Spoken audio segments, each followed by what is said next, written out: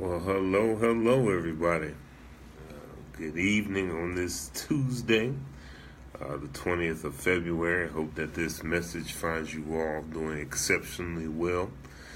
I just wanted to get on here for a quick minute because brother is hungry. But I wanted to get on here and share this thought with you all. If loving you is wrong, then choose to do what's right.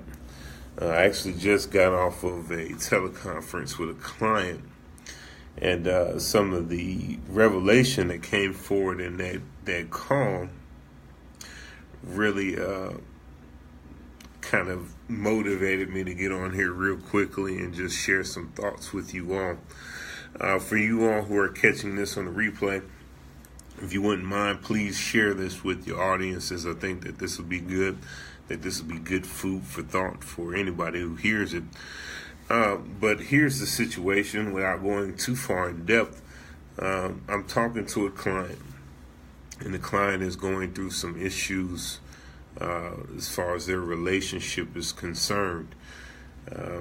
They are faced with the possibility, the very real possibility, that the relationship is actually coming to an end on the basis of infidelity, on the basis of just violations of trust and other things of that nature. And when I was asking this particular client, tell me about the issues, tell me about what's going on, they began to share with me how these things, these trust issues have been going on for years in the relationship. And so I asked them, well, why is it such a difficulty for you to let the relationship go? And all they could begin to tell me is that they've been with this person for 10 years, and they've been with this person for such a long time that they couldn't see themselves without this person. And I want to share with you all that it is a dangerous thing when you find yourself measuring years invested versus how a person is treating you, and you using that as the determining factor for which you stay in a relationship. If you say, well, I've given 10 years, I've given the best years of my life, and I might as well stay.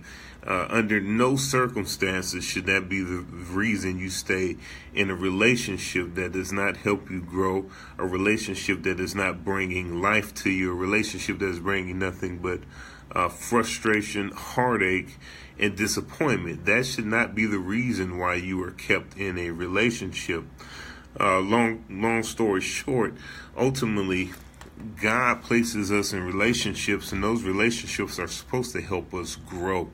If we're talking about a marital relationship, collectively, we're supposed to be working towards the advancement of a kingdom. We're supposed to be working together.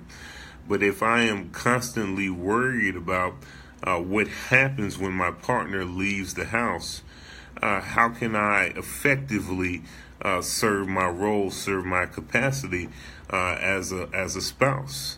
Here's one thing I want to tell you, that with all my heart, I love my wife. My wife does not complete me. I'll say it again. My wife does not complete me. My wife complements me. To say that my wife completes me means that without her, I'm half a person. That I'm half. I'm not fully me, and I am dependent upon her to be fully myself. And so there's an issue when you look to others, when you become dependent upon others to validate who you are. No one should have the ability to validate who you are. I don't find validation in the fact that another person is standing alongside of me. I find comfort and I find encouragement knowing that I have been knitted with somebody who's willing to partner with me in this thing called life. And I thank God for my wife. But the main concern that I want to put before you all is that too many times we look to other people to serve as the one who completes us. And the reality is that Once again, if you find yourself depending on somebody else to complete you, then that means you're not a whole person independent of whoever that other person is. And so once again, I'm speaking to this person. I'm saying, look, the reality is that maybe this opportunity, maybe this situation really came to pass to show you who you are. If they did not value you enough in their process of cheating, they're going to continue unless you come to an awareness that you are a person of great value, that you have a voice, and that your voice really matters. And I think it's very easy sometimes to start devaluing the people who are close to us in our lives. But once again, if you know who you are, there's a greater likelihood that you won't allow people to devalue you.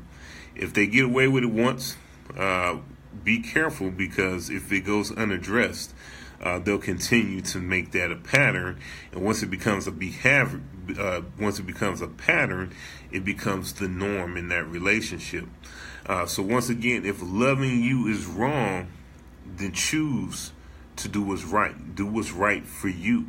Don't find yourself years invested into a relationship that has been tearing you down, because once that person is out of the equation, you're going to find yourself having to rebuild.